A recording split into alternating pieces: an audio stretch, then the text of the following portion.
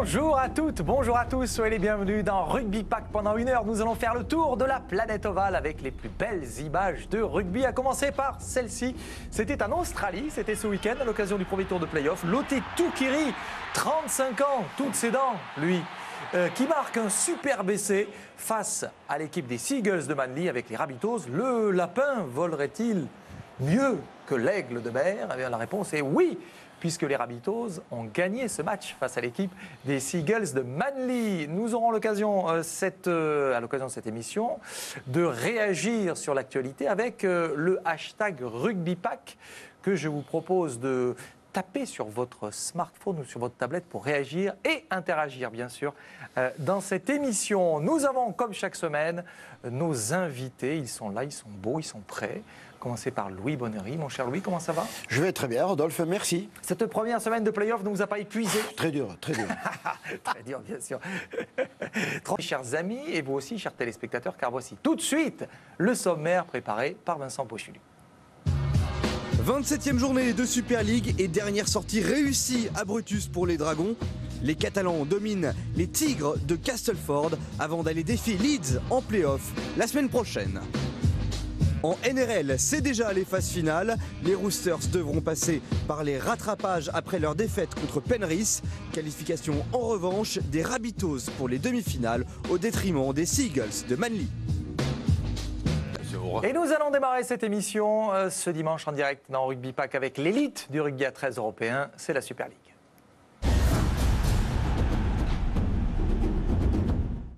Ça n'est donc désormais quasiment fini, messieurs, de cette saison régulière de Super League. Les Dragons catalans ont achevé un exercice 2014 plutôt réussi sur leur pelouse du stade de Gilbert Brutus. Alors, les Dragons, je le disais, ont plutôt réussi leur saison car ils sont qualifiés pour les playoffs. Ça, c'est déjà un grand pas. Regardez le classement avant cette 27e journée. Eh bien, que voyons-nous, Louis? Que les Dragons sont 7e, Widnes 8e, 1er Saint-Helens, Castleford, Wigan, Warrington, Huddersfield et Leeds. Voilà donc pour le classement. Et puis derrière, bien sûr, malheur aux vaincus, Hull KR, battu par les Dragons la semaine dernière, ne fera pas partie du wagon des qualifiés. Alors avant ce match, les Dragons étaient certes, eux, qualifiés pour les playoffs, mais les joueurs de Laurent Fraissilousse avaient dans l'idée d'offrir à leurs supporters une sorte de cadeau de départ sous la forme d'un match très complet. Regardez le résumé de ce match avec Julien Geneste. Objectif, bouclier de champion de la phase régulière pour Castleford en déplacement à Brutus, mais pas de fête à l'arrivée. Les Tigers ont même laissé des plumes à Perpignan. Attention, la réception du ballon, il y aura un ballon relayé, bien joué pour Pomeroy, quitte à pas suivre Pomeroy en avant, joué, dit l'arbitre, yes, et Elliott Whitehead qui a aplati. Ouais, et c'est marqué par Elliott Whitehead. Je pense qu'il y a essai, Rodolphe. Pas sur ce coup-là, il faudra repasser au ralenti, on voit bien l'en avant de Pomeroy.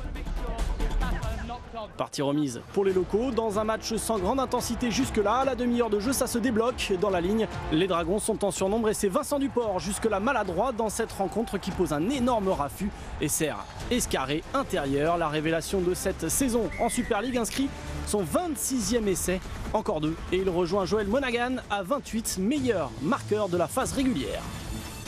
On reprend presque les mêmes 10 minutes plus tard. Cette fois, il y a un relais. Duport trouve son ailier Daryl Millard qui, malgré le plaquage, réussit un offload pour Escarré, encore lui à l'affût. Qui tel un funambule aplati, son 27e essai de la saison. Malheureusement pour lui, ce sera son dernier de la rencontre. À la pause, les Dragons sont devant malgré un début de match poussif, 12-0. Et au retour des vestiaires, ils vont planter le coup fatal.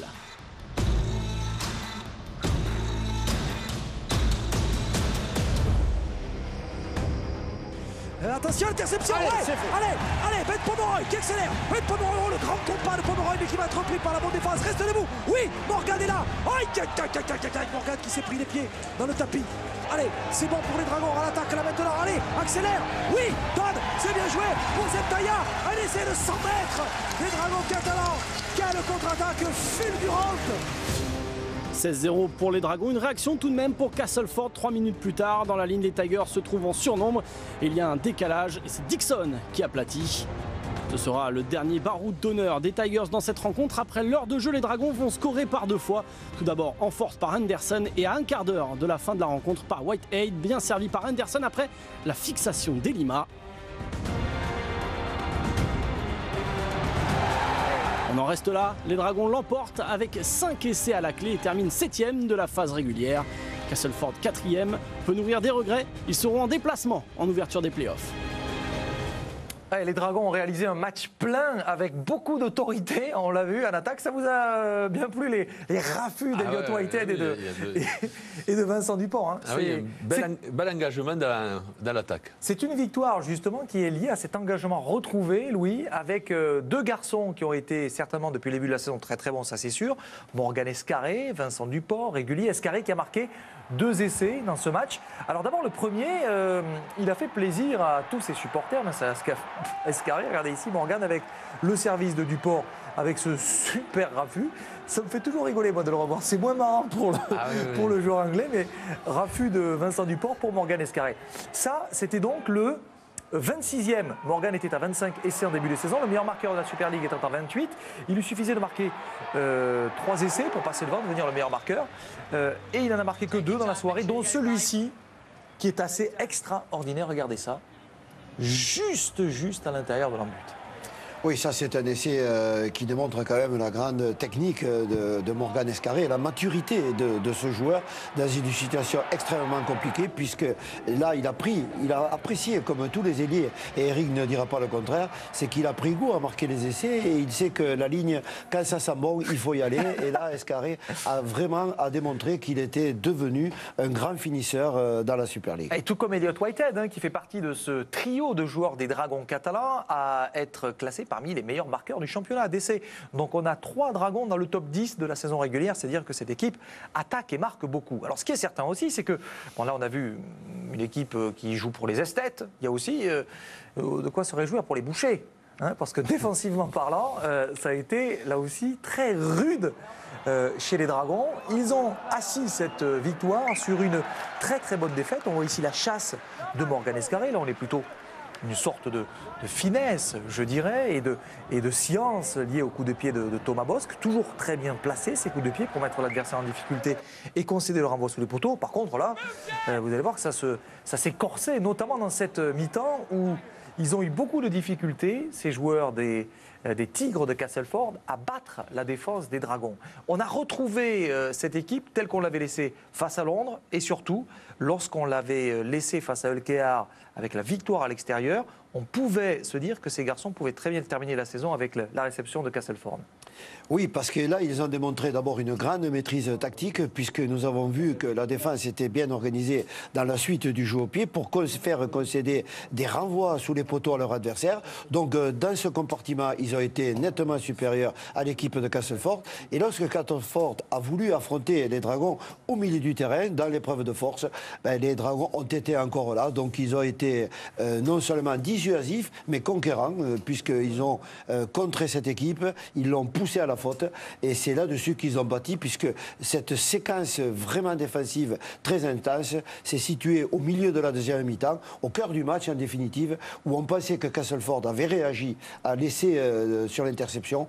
Donc pas du tout. Là, c'est les Dragons qui ont pris définitivement l'ascendant sur leur adversaire, et ils ont remporté le match à ce moment-là. Mais justement, la réaction des Tigres de Castleford, elle a été longue à venir, hein, parce que ça a été un jeu de force dans le début de la partie. Castleford a mis du temps avant d'imposer son jeu. Du coup, en deuxième mi-temps, oui, il a fallu tout tenter pour Castleford. Et lorsqu'on tente tout, eh ben on offre la possibilité à l'adversaire de contrer. C'est le cas avec ce contre de 100 mètres. Ouais. Oui, mais l'équipe de Castleford a joué complètement la première et la deuxième mi-temps, puisqu'en première mi-temps, elle savait que l'adversaire principal pour elle, c'était la chaleur et le rythme que pouvaient imposer les Dragons. Donc en première mi-temps, ils ont essayé de casser le rythme que voulaient leur imposer les Dragons. Ils y sont presque arrivés, et c'est l'essai d'Escarré dans les dernières secondes qui a mis cette équipe avec un avantage important à la mi-temps. Par contre, dès la reprise, changement complet de physionomie du jeu de Castleford, qui a voulu monter le rythme, mais les Dragons l'ont monté encore plus haut, et là le match a vraiment basculé. Ouais, le match a basculé avec cette belle victoire donc, des Dragons catalans face à l'équipe de Castleford. Ça s'appelle bien terminer sa saison. Alors il y en a qui étaient au match pour voir le match, puis il y en a d'autres qui étaient aussi pour se souvenir qu'ils aimaient plus que tout ces Dragons catalans. Ça sont des vrais supporters. Sitôt sortis de la mairie, regardez ce monsieur et cette dame, hein, parce que c'est monsieur et madame, sitôt sortis de la mairie de Perpignan pour le mariage. Ces deux fans des supporters, c'est deux vrais supporters des Dragons qui sont venus, ils l'avaient promis. ils se sont dit oui et ils sont venus au stade pour démarrer la célébration de leur union. C'est beau ça. C'est magnifique. Hein, ça vous plaît, Eric, ça? Allez, hop, le bisou. Ouais, c'est chouette. Et ils vécurent heureux et eurent beaucoup de petits dragons. Hein, voilà. Alors, du coup, Louis, il faut se remettre en mémoire aussi que les dragons étaient déjà qualifiés et que par conséquent, les dragons avaient déjà une petite idée de ce qui pourrait se passer pour ce qui concerne les semaines qui viennent. Et on sait désormais que les dragons iront jouer leur prochain match de championnat à Leeds, face aux Rhinos de Leeds. Alors là, pas pareil. Leeds qui vient de remporter la Coupe d'Angleterre, c'est sûr. Leeds qui reste un des ténors du championnat, mais Leeds, Louis, qui n'est pas dans une si bonne forme que ça. Non, parce que cette équipe piétine dans le championnat, n'arrive pas à reprendre son attitude qui lui avait permis de gagner la finale à Wembley face justement à Castleford. Donc c'est peut-être un moment opportun pour les Dragons catalans d'aller affronter une équipe qui peut-être envisage son redressement face aux Dragons, mais les Dragons ont acquis beaucoup de confiance. Oui, d'autant, Louis, qu'il y a à peine quelques semaines, les Dragons catalans avaient très bien figuré à Headingley face à l'équipe des Rhinos. Et ils ont failli d'ailleurs créer l'exploit. On rappellera, pour bien situer le contexte, que ces Dragons n'ont jamais gagné à Leeds depuis le début de la Super League. Et que même les Français, avec l'équipe de France, ont beaucoup de mal à battre l'Angleterre, mais que la dernière fois que les Français ont battu les Anglais, c'était à Leeds. Donc on peut nourrir de l'espoir, hein, Louis? Beaucoup d'espoir parce que après l'excellent parcours que viennent de faire les Dragons catalans, les remaniements aussi, parce que quand même il y a eu, ne parlons pas de crise, mais il y a eu des réaménagements internes à cette formation, un changement de stratégie à l'occasion de la longue pause liée à la Coupe d'Angleterre qui ont permis une réorientation du jeu et ça s'est senti effectivement dans les performances. Donc les Dragons finalement n'ont plus rien à perdre, Rodolphe, non, rien jeter toute leur force dans ce match pour tout simplement passer un tour et envisager peut-être de participer à la finale. Êtes-vous aussi optimiste, Louis, que Laurent Fresinus, qui sait que c'est une équipe très difficile à jouer, mais qu'en effet, Leeds, vous l'avez dit, Louis, traverse une mauvaise passe. Alors est-ce que c'est le bon moment pour jouer ces Rhinos? Réponse avec le coach Laurent Fresinus. Leeds, c'est, je dirais, du top 8, c'est peut-être l'équipe à l'heure actuelle la plus vulnérable. Sauf que c'est l'équipe qui a le plus d'expérience dans les gros matchs, dans les matchs de play-off. Donc je dirais, je suis content de les prendre d'un côté, mais je sais que ça va être dur parce que dans les gros matchs, ils savent comment les gagner, donc ça va être compliqué. Après, c'est vrai qu'on aurait dû gagner pendant la saison régulière, on aurait dû y aller gagner. L'année dernière, on avait fait un très bon match, on perd dans les 5 dernières minutes. Donc peut-être que c'est un terrain qui nous sourit, mais ouais, ça va être très compliqué, mais on a très envie de continuer sur les 5 dernières semaines. Oui, et ces Dragons catalans ont encore quelques belles semaines à venir. Regardez le parcours ces dernières années. Ça nous donne quand même, Louis, une petite indication. Ça fait 4 années de suite qu'ils sont en play-off. Et c'est bien. Et Laurent Fresinus maintient cette tradition de succès. Tradition de succès, d'abord parce que c'est le fruit d'une combativité régulière pendant de longs mois pour sortir de cette compétition difficile. Et puis, même si Laurent pense que Leeds a de l'expérience, les Dragons, justement, après ces qualifications et leurs échecs antérieurs dans les phases finales, ont eux aussi acquis une expérience qui leur sera extrêmement utile cette fois-ci.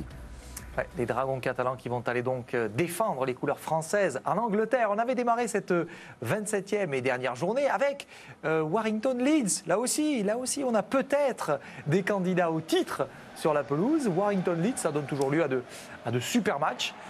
Ça a été le cas et surtout ça a donné lieu, Louis, à un match serré une fois de plus. Oui, effectivement, des rencontres qui ont été incertaines jusqu'au bout, très équilibrées. Donc une dernière journée qui a tenu toutes ses promesses, puisque il a fallu attendre le résultat du match des Dragons pour connaître le classement définitif de cette compétition. Donc c'est la conclusion d'une très très belle phase de classement qui a duré plusieurs mois depuis le mois de février et qui va se terminer maintenant par un match, par un mois d'activité des plus intenses et des plus incertaines, parce que malheur aux équipes qui vont perdre, sauf dans le premier tour pour le premier second, troisième ou quatrième. Alors cet essai qu'on vient de voir, c'est celui de Monaghan, c'était le 28e de la saison, mais pourquoi diable a-t-il décidé de marquer Monaghan avec Warrington qui était en course pour le titre de meilleur marqueur de la saison avec Morgan Escarré. Donc ce match, on l'a dit Louis, on s'est échangé coup sur coup, Warrington qui mène 18-8, on se dit que 10 points d'avance c'est quand même pas mal, sauf que Wigan avec Charnley et sa nouvelle coupe de cheveux va aller marquer un essai qui va remettre l'équipe de Wigan dans la course. Là, petit échange avec Petitbourne, hein, tout petit échange de droite, bon, quelques soufflets qui n'ont pas atteint l'objectif. Charnley, de nouveau en possession du ballon, qui va tirer. Charnley qui était en demi-teinte, Louis, ces derniers temps, revient dans cette fin de saison avec 2 essais qui sont plutôt des essais, je dirais, chanceux sur l'ensemble du match. Il n'a pas été non plus excellent, Charnley. Tout comme Matt Bowen d'ailleurs avec cette équipe de Wigan. Mais les essais s'enchaînent pour terminer finalement avec la victoire de Wigan 24-20. Victoire des Warriors qui sera à coup sûr, hein, les joueurs du président Lenagan seront certainement des candidats là aussi au titre. Alors le leader du championnat, St Helens, jouait contre l'équipe d'Huddersfield. Là aussi, on a eu un match plutôt serré.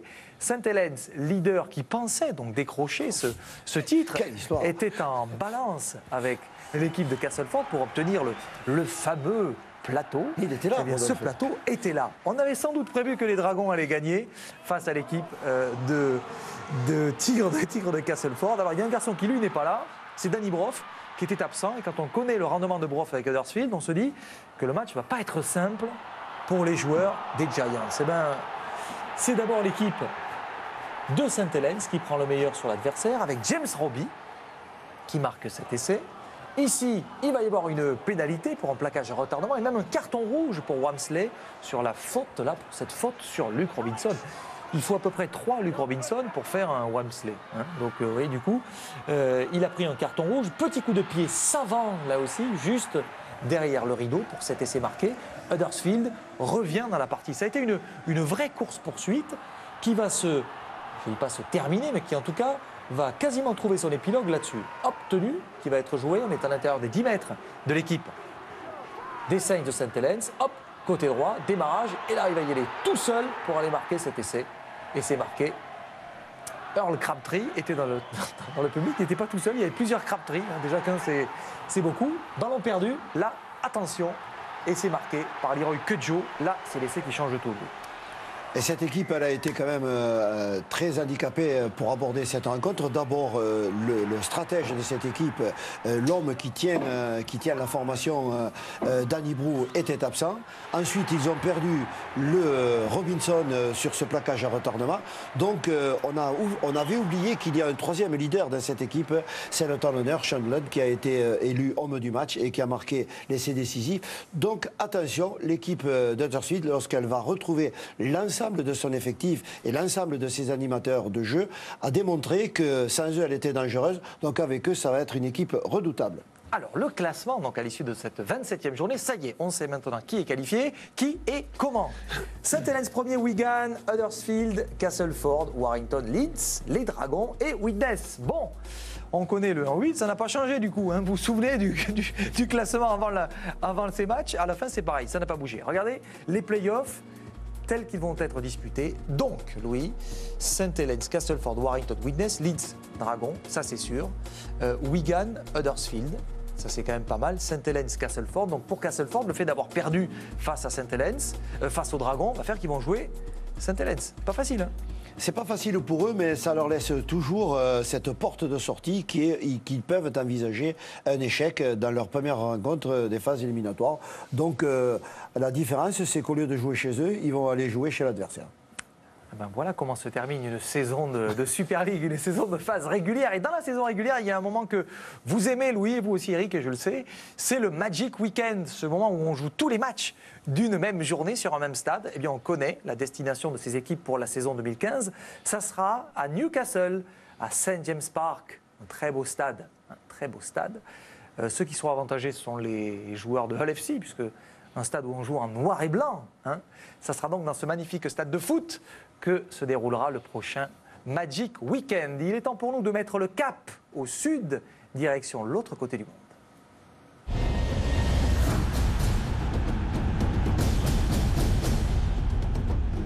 Allez, cap au sud et cap sur la NRL où ce week-end ont démarré les play-offs de cette compétition australienne. Et Louis, le moins qu'on puisse dire, c'est qu'on a une fois de plus franchi un cap, un palier supplémentaire. Le dernier match de play-off qui s'est achevé il y a à peine quelques minutes mettait aux prises le Storm de Melbourne chez lui face à l'équipe des Bulldogs de Canterbury. Alors, très belle image aérienne de cet Ami Park de Melbourne, belle ville, Melbourne.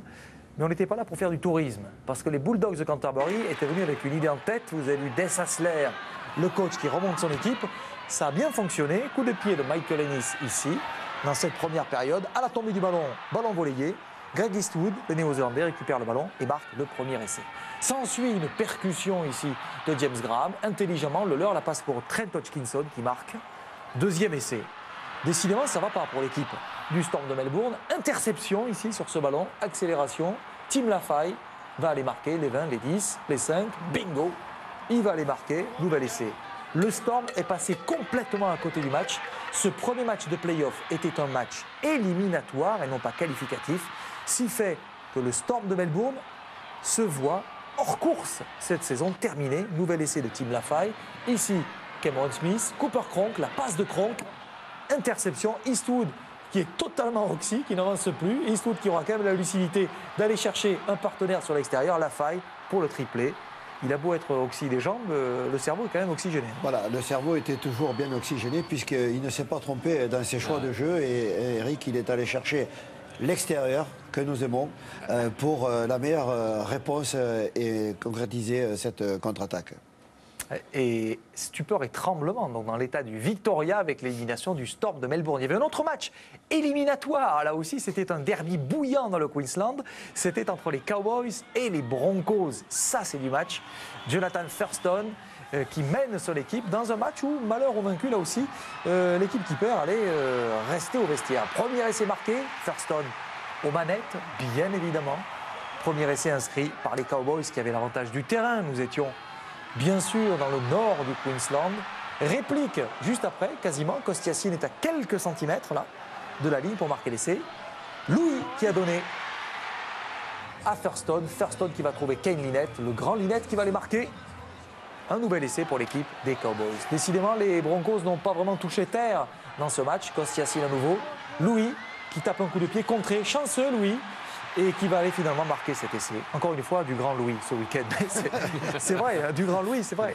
Du très très grand partout Louis. des Louis. Oui, c'est vrai, mais celui-ci a été particulièrement bon. Bon, alors la réaction des Broncos, Louis, justement, je vous pose la question. 24-4, ça faisait quand même beaucoup. Hodges qui donne ce ballon sur l'aile.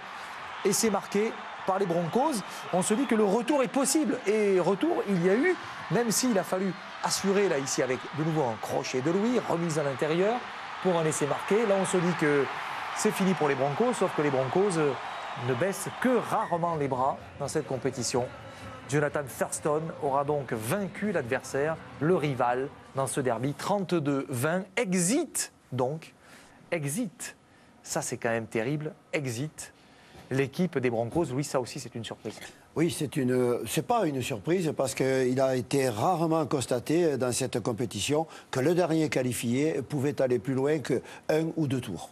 Alors dans la NRL, il n'y a pas que des matchs, éliminatoires, il y a aussi des matchs qualificatifs. On vous a déjà abondamment parlé de ce système de play-off. Il y avait un match qui opposait les Roosters de Sydney aux Panthers de Penrith, avec chez les Coqs notre coq à nous préféré, le Français Rémi Casti. On va revenir sur ce match avec Julien Chapois. La défense du titre débute dans ces playoffs pour les Roosters, c'est leur arrière vedette, le vétéran Anthony Minichiello, 34 ans, qui fête son 300e match en NRL. Face aux champions, une séduisante équipe des Panthers, auteur d'une très belle saison régulière, conclue à la 4e place. Penrith, justement, qui débute idéalement. 25e minute, Segayaro déclenche le mouvement. Soward tente et réussit une sautée pour Idriss qui fixe. Du caviar ensuite pour Mansour, en bout de ligne, qui inscrit le premier essai du match. 4-0 pour les Panthers. Sydney en champion va réagir 4 minutes plus tard. Sortie de mêlée, Tuivasa chèque pour Maloney. Lancé Kenny Dowell perd fort. Jennings file ensuite seul inscrire l'essai de l'égalisation. Maloney transforme 6-4 à la pause pour les Roosters.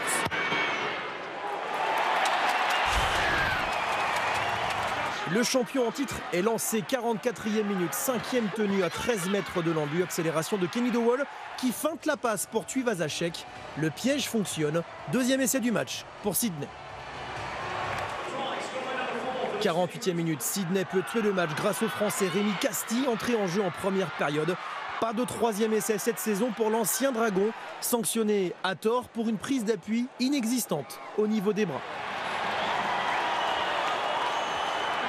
Une occasion ratée qui relance les Panthers. 52e minute sur le troisième tenu. Segayaro trouve Soward dans le cœur du jeu. Moylan libère vite pour Dinoir qui se faufile pour inscrire le deuxième essai du match pour Penrith. 12-10, puis 12 partout sur cette pénalité de Soward. Une égalisation qui coûte de l'énergie aux Panthers à 6 minutes du terme. Sydney reprend sa marche en avant. Mitchell Pearce s'en va seul dans l'embut de Penrith. Au ralenti, on apprécie la qualité des appuis du demi de mêlée des Roosters. 18-12, Maloney rate le drop pour Sydney. Penrith revient miraculeusement dans la partie. Milichiello tergiverse. Zelzeniak sauve la touche. War aplati. Soward transforme cet essai. Ça fait 18 partout. Soward qui va tuer le match sur la dernière action. Ah, il est bien placé au 30 mètres. Oh, coup de pied tendu. Qui passe Penrith qui remporte le match. 19-18. Oh, quel exploit. Le drop est accordé. Scénario de folie, Soward donne in extremis la victoire aux Panthers qui filent en demi-finale. De leur côté, les Roosters vont devoir se racheter la semaine prochaine face aux Cowboys. Ça, c'est la grosse surprise, la défaite des Roosters face à l'équipe des Panthers de Penrith avec une inspiration, celle de Jamie Soward, le demi de mêlée, demi d'ouverture de cette équipe des Panthers. C'est assez incroyable. Il reste quasiment rien à jouer. 18-18, le drop, un tout petit point, Louis, qui a d'énormes conséquences. C'est un orage qui s'abat sur la tête des Roosters. Effectivement, c'est le leader de la compétition qui est tombé au premier tour. C'est une très très grosse surprise dans cette compétition. Donc les Roosters maintenant savent qu'ils sont en danger parce que c'est dans leur tête qu'ils ont été le plus éprouvés, je pense, à l'issue de ce drop. Mais nous avons l'habitude de ces matchs qui se terminent dans les dernières secondes par ce point qui fait toujours la différence. Ouais, et on aura plaisir en tout cas de voir Rémi Castille, car les Roosters ne sont pas éliminés, c'est un match qualificatif. Les Roosters ont grillé leur joker. Attention, les coéquipiers de Rémi n'ont plus le droit à l'erreur. Vendredi matin, cette première semaine de play-off s'était ouverte avec le match qui opposait les Rabbitohs de South Sydney aux Seagulls de Manly à l'Allianz Stadium. Là aussi, c'est un match qualificatif. Ce n'est pas un match éliminatoire. Mais peu importe, pour les Rabbitohs, c'était tout comme. Coup de pied transversal, ballon volleyé par Lote Tuqiri, récupération du ballon, petit coup de pied derrière le rideau. Adam Reynolds qui va aller marquer. Les Rabbitohs sont dans une forme qu'on leur connaît, mais dont on n'arrivait pas exactement, Louis, à distinguer les contours ces dernières semaines. Oui, on n'arrivait pas finalement à connaître parfaitement l'étendue des possibilités des Rabbitohs. On les imaginait, mais on ne les avait jamais perçus comme on a pu les percevoir sur cette rencontre. Des Rabbitohs qui ont été conquérants, techniquement très au point, inspirés, motivés, donc qui ont eu un jeu très très varié, qui ont déconcerté finalement leurs adversaires, parce que ce soit dans le jeu à la main, dans le jeu au pied, dans la dimension physique, ils ont été présents quasiment pendant les 3/4 de cette rencontre, puisqu'ils ont monté le score qui est pu arriver jusqu'à 40-0. Ouais. Donc ça veut dire qu'ils ont véritablement laminé cette équipe de Manly. Le futur joueur de l'Aviron bayonnais, Lote Tuqiri, qui a l'air d'avoir encore de bons restes. Enfin, il a plus que les restes quand même, parce qu'il a été lui aussi un des grands artisans de cette victoire. Et puis bien sûr, Burgess qu'on retrouve au milieu du dispositif pour laisser marquer par Dylan Walker. Le gamin qui va être encouragé, Dylan Walker, félicité par les 4 frères Burgess qui étaient là. Ils étaient tous là, les 4 sur la feuille de match au départ de ce match. Après, il y a eu, bon, on pourrait appeler ça un relâchement un peu coupable, mais le score était fait, en tout cas pour les Rabbitohs. La victoire, 40-24, 40-24, oui, cette année, c'est peut-être l'année, Louis, de ces Rabbitohs. Ils en sont certains, sauf qu'il reste quand même 2 rencontres à jouer. Important. Les Rabbitohs avec de beaux essais inscrits, des essais qui nous ont inspirés, qui vous ont inspiré à vous aussi, Louis, puisqu'il est venu temps de découvrir ce que vous nous avez réservé dans votre rubrique Rayon X.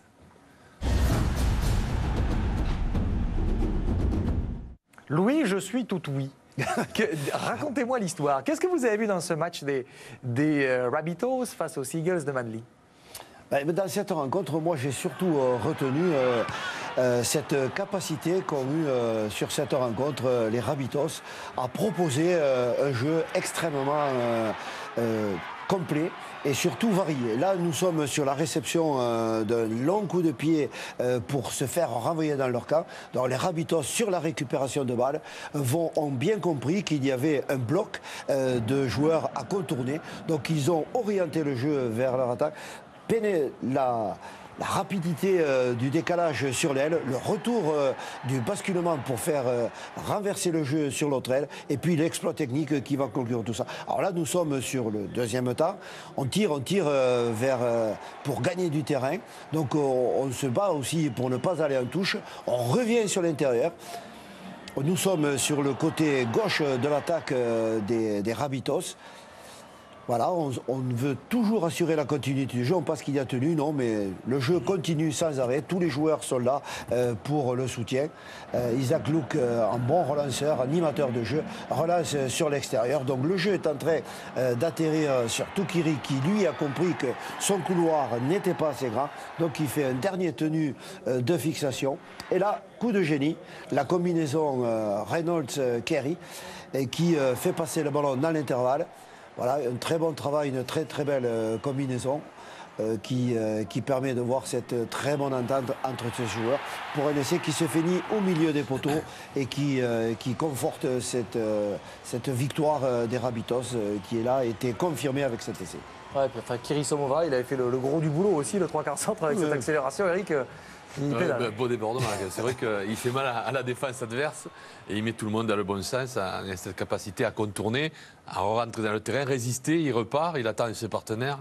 C'est vrai que derrière, on aurait presque aimé que Tukiri peut-être joue le 2 contre 1 qu'il y avait à Mou. Oui, mais on n'aurait pas vu le coup de pied de Reynolds. D'accord. Ah oui, c'est vrai que pour la palette, c'est... oui, parce que ce que vous ne savez pas, Eric, c'est que les joueurs jouent en fonction de la palette. Oui, c'est ça, oui. J'ai cru comprendre. Là, que ce soit en Europe ou en Australie, c'est pareil. J'ai téléphoné à Tukiri, j'ai dit non, il faudrait mieux. Je voudrais finir par un petit jeu au pied. C'est ce qui a été fait. Comme quoi, Louis a vraiment de l'autorité. Ça, c'est indéniable. Les playoffs de la NRL, donc, vont se poursuivre la semaine prochaine avec donc son lot de déçus. Bien sûr, on a vu que les joueurs du Storm sont éliminés désormais, ne participeront pas à la fête, tout comme les Broncos. Donc, la semaine prochaine, il y aura le match entre les Cowboys du North Queensland et les Sydney Roosters. Canterbury Manly, ça aussi, ça va valoir cher. Et bien sûr, South Sydney, avec cette victoire, a gagné une semaine de repos, tout comme donc les Panthers de Penrith. Ça, c'est la formule du championnat. Qui le veut? Il est temps pour nous de marquer une petite page de pub. On va revenir dans quelques petites minutes pour aller faire attacher vos ceintures. Playoff d'abord de Super League avec Wigan Huddersfield, ça sera vendredi. Ensuite, Playoff NRL à 11h45, bien sûr, St. Helens Castleford, Warrington Widnes et à 18h15, on le sait, désormais ça vient de tomber, les Dragons catalans, 18h15, heure française, joueront face à l'équipe des Rhinos de Leeds, leur premier tour de Playoff. Messieurs, on a fait le tour. Louis, Eric, rien à rajouter? Pour l'instant, oui, Robert. Jusqu'à présent, on a fait le tour. En tout cas, pour aujourd'hui, c'est la fin de ce Rugby Pack. Merci en tout cas à toutes et à tous d'avoir été avec nous. Rendez-vous donc la semaine prochaine. Merci à tous ceux qui ont travaillé sur cette émission, à Vincent Pochulu, à notre réalisateur Michel Hassan et à notre script Marianne Carlus. On se donne rendez-vous la semaine prochaine pour un nouveau Rugby Pack. D'ici là, portez-vous bien. Salut!